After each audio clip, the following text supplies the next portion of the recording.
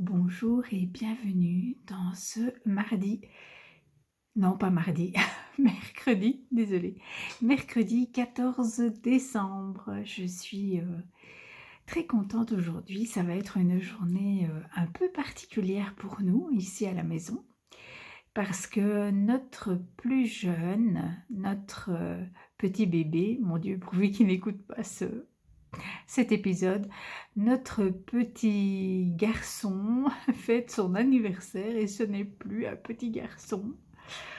Ouh, voilà, donc notre plus jeune fête aujourd'hui ses 17 ans et c'est un moment très, voilà, très particulier bien sûr parce qu'on va faire la fête tout à l'heure, on va lui préparer le repas qu'il a choisi. Et puis voilà, donc notre plus jeune, c'est celui que vous connaissez sous le pseudo de Ticho. Et oui, c'est lui qui fait la musique de mes podcasts, Vlogmas, Vlogtober, etc. Et donc voilà, il est né il y a 17 ans. euh, il est né, c'était une naissance très particulière puisque nous avions choisi de le laisser naître à la maison. Et donc voilà, il est né en famille, entouré de ses parents, frères et sœurs bien sûr. Et c'était un magnifique, vraiment, c'est un magnifique souvenir, c'est un très très beau moment. Bon voilà, donc c'est l'anniversaire de notre petit aujourd'hui. Et je souris parce que hier, hier Chantal, dans son vlogmas, elle parlait des vertus de la sauge. Et ça m'a vraiment fait sourire parce que euh, forcément, la veille d'un anniversaire, un parent, en tout cas moi c'est mon cas, je me souviens du moment de la naissance de mon enfant. Et donc hier je racontais à mon fils, aussi à toute la tablée, hein, que j'avais pris la veille de sa naissance de la tisane de sauge. Et donc j'ai ri hier en regardant le vlogmas de Chantal, Fraîcheur Mentalou, parce qu'elle parlait des vertus de la sauge. Et donc, je ne sais pas si elle connaissait celle-là, mais moi, c'était un truc que la sage-femme m'avait donné, parce qu'en fait, il est né avec 8 jours après la date prévue. Et donc, c'était le 14, c'était notre dernier espoir de le voir naître à la maison, comme nous le souhaitions, parce que sinon, il fallait entrer en maternité et provoquer la naissance. Et donc, le 13 au soir, je me suis fait une tisane de sauge sur les conseils de la sage-femme et j'en ai bu toute la soirée et au petit matin, l'accouchement se déclenchait. Bon donc voilà, c'était très drôle d'entendre Chantal parler de cela juste au moment où je venais de raconter cette petite anecdote à mon fils qui m'a demandé: «Et c'était bon?» Je lui ai dit: «Non, pas très». Donc voilà, mais le voir naître à la maison, ça c'était vraiment bon. Bon, ah là là, voilà déjà 4 minutes que je parle et je n'ai toujours pas parlé de tricot. Bon ben voilà, merci de m'accueillir aussi dans mon actualité familiale. Donc aujourd'hui, je vais ah oui, aujourd'hui je vais vous montrer un livre que j'ai reçu dans mon calendrier de l'Avent il y a quelques jours. Voilà, mais je n'avais pas encore eu le temps de vous le présenter. Il s'agit, voilà, des poupées de Lucienne Compotine, un livre qui me fait de l'œil depuis qu'il est sorti en fait, hein, donc ça fait quand même quelques mois. Et en fait, je suis vraiment décidée à faire toutes ces petites poupées et tous ces éléments de décoration justement pour décorer ma maison. Et comme, je le reçois, longtemps après qu'il soit sorti, j'en ai déjà beaucoup entendu parler dans différents podcasts et donc je sais maintenant qu'il y a une progression dans la difficulté des petites poupées. Ça commence au printemps, ça se termine en hiver et donc bah, je vais les faire dans cet ordre-là, comme ça, je vais progresser dans mes techniques de crochet, pardon. Et donc, voilà les patrons qui sont proposés pour le printemps. Je vous montre. Donc il y a 2 poupées, une coccinelle, un panier et des fraises. Et de ce côté-là, un petit oiseau, des fleurs et un arrosoir. Oups, pardon. Et donc mon intention est de commencer en janvier. Je commencerai par faire une poupée, puis je ferai des accessoires. Et je verrai bien le temps que... Enfin, oui, je verrai bien ce que j'aurai le temps de faire avant le début du printemps. Et puis je ferai les poupées de l'été au début du printemps et ainsi de suite pour avoir un petit décor à chaque saison. Et puis si je n'ai pas le temps de tout faire, eh bien je finirai l'année suivante, hein. Voilà, il n'y a pas de... On n'est pas pressé.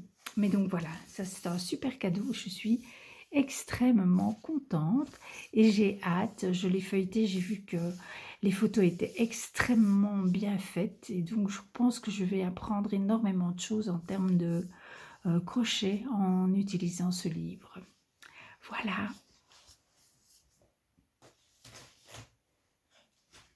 Et dans mon calendrier de l'Avent ce matin, j'ai reçu 2 mini de laine et chaudron qui accompagnaient mon club du mois de juin. Bon,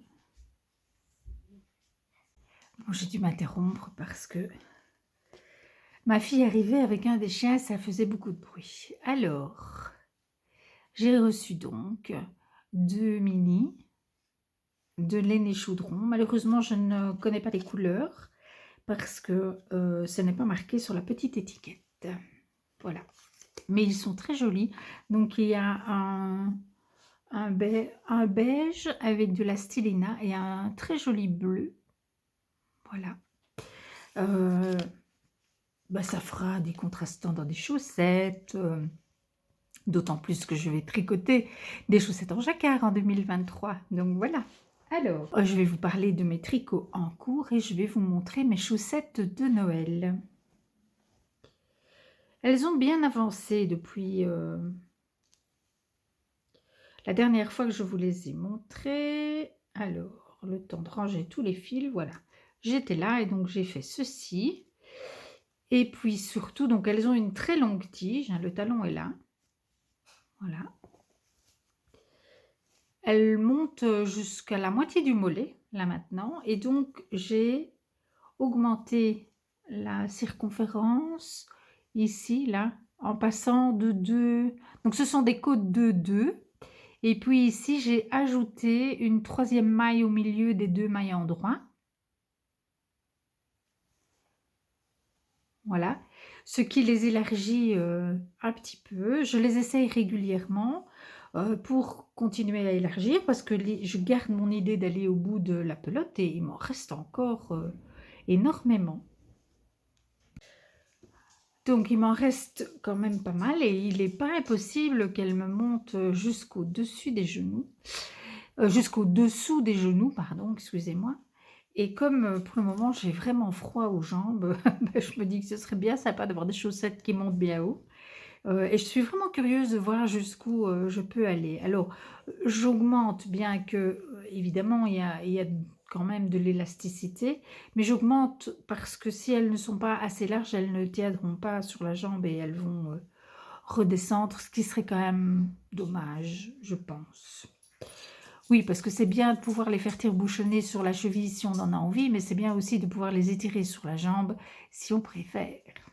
Donc voilà, ça suit son cours, tranquillement. Je suis toujours aussi contente de les reprendre parce que c'est vraiment un tricot zéro cerveau. Et voilà, et que c'est sympathique de pouvoir faire une tige de chaussettes comme ça au kilomètre sans sans devoir se prendre la tête. Alors, côté Pythagore, hier, j'ai fait ce grand carré.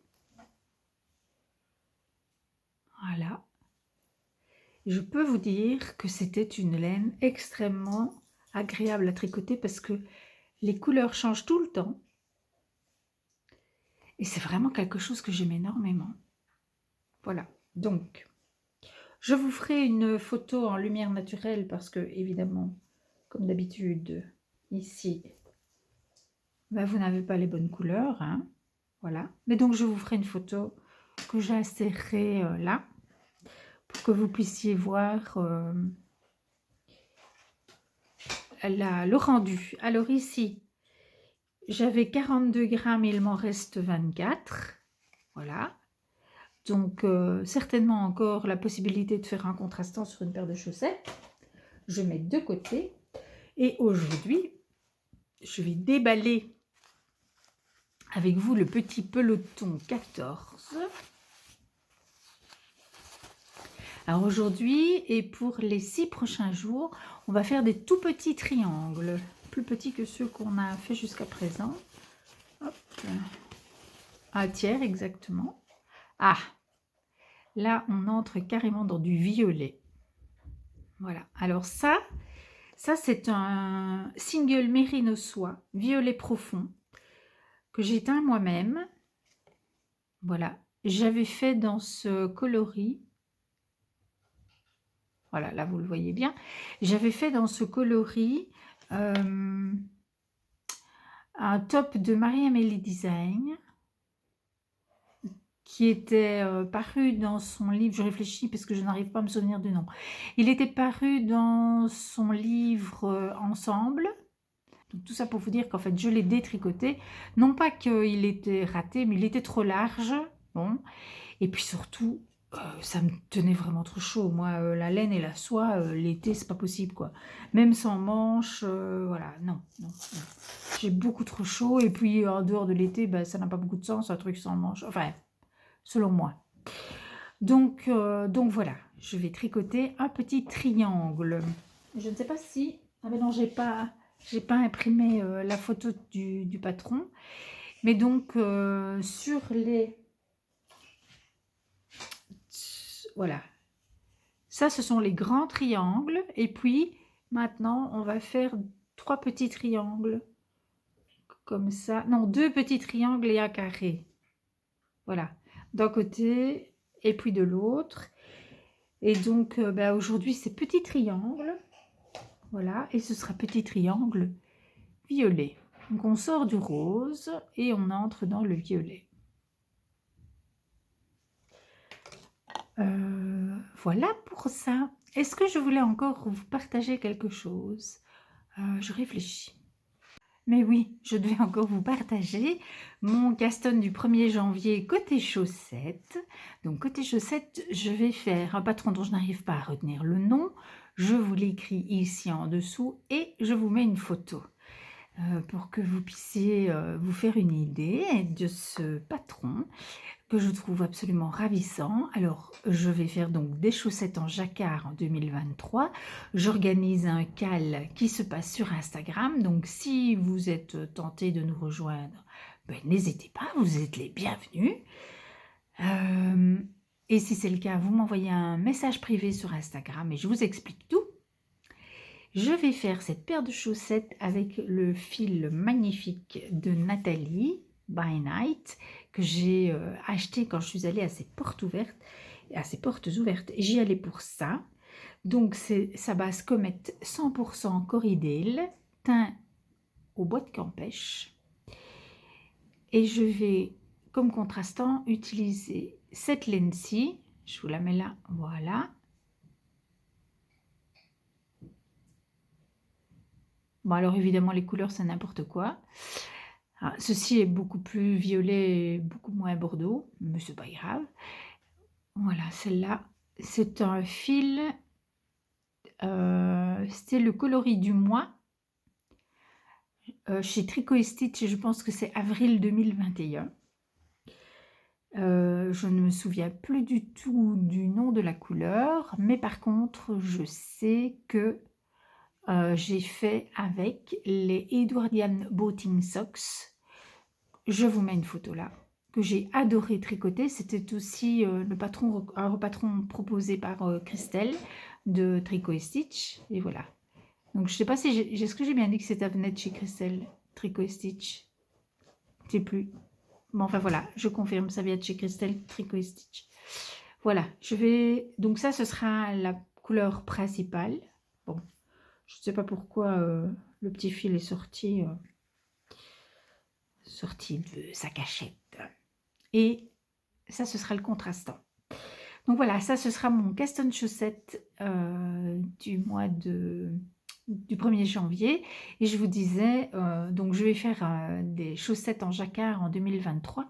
J'ai vraiment envie, besoin d'améliorer ma technique à ce niveau-là et pour ça, rien ne vaut de participer à un call, et de recevoir, tous les bons conseils et les encouragements, des tricopines qui font la même chose.